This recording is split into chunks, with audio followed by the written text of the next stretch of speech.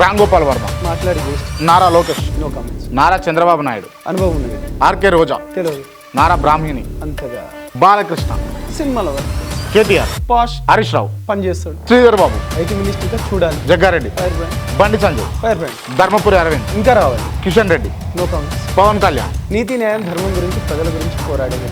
YS Jaganmohan Reddy. ప్రజలు ఇచ్చిన దాన్ని పర్సనల్గా తీసుకొని పోతుంది, కానీ దాన్ని ప్రజలకు సరైన పాలన ఇస్తే ఇంకా బాగుండేది.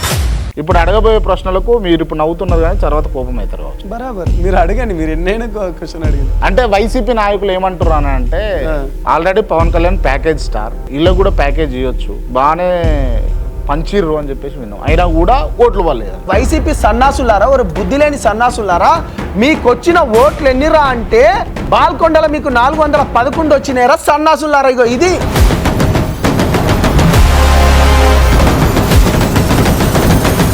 రామ్ గోపాల్ వర్మ గారు వ్యూహం వెనకాల ఏం వ్యూహం ఉందనుకుంటున్నారు? వంద వ్యూహం, దాని గురించి మాట్లాడుతున్నాం.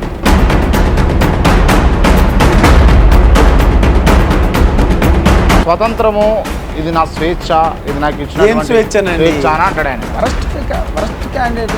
కౌంటర్ ఇస్తున్నారు కదా మరి ఈ వేదికగా మీరు. కౌంటరా పాడా? బుద్ధి లేనంతో నాకేం కౌంటర్ చెప్పండి. ఒకవేళ తప్పకుండా ఈ వీడియో చూస్తే ఖచ్చితంగా ఇది ట్యాగ్ చేస్తూ మరి రామ్ గోపాల్ వర్మ మాట్లాడతాడు అని బొంద భయపడతాడు. ఎందుకు మీరు దాడి చేయాల్సి వచ్చింది రామ్ గోపాల్ వర్మ ఇంటికి పోయి? దాడి అనకు క్రాంతి, మాట్లాడదామని పోయినాం, మాట్లాడదామని పోతే భయపడిపోయి బాత్రూంలో దాక్కున్నాడు. మాట్లాడడానికి పోతే భయపడి బాత్రూంలో ఎవరు దాచుకోరు, దాక్కున్నాడు. ఏం భయపెట్టారు? మీరు భయపెట్టారు కావచ్చు. 4 ఫీట్ 3 ఫీట్ నేనేం భయపెట్టాను.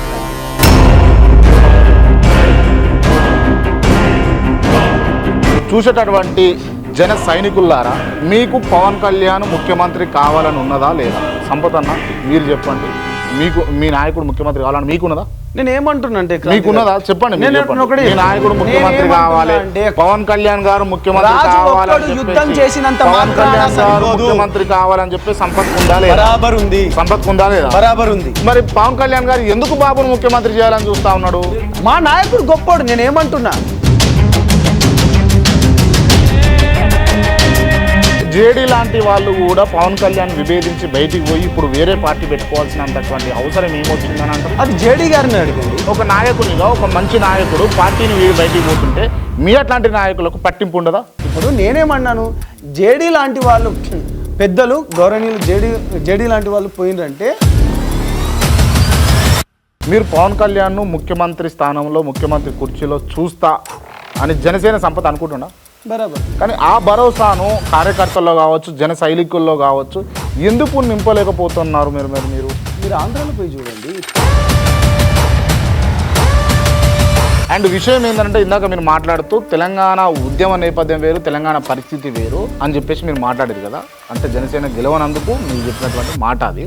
గెలవనందుకని కాదండి, ఇక్కడ ఉన్న బీఆర్ఎస్కు 10 సంవత్సరాలు ఇచ్చాను కాబట్టి కాంగ్రెస్ కూడా 5 నెలల్లో లేచింది, చాలా సంతోషం. చూడండి, రేవంత్ అన్న కూడా మంచి మంచి పనులు చేస్తాడు. రేవంత్ అన్న ఎస్ రేవంత్ అన్ననే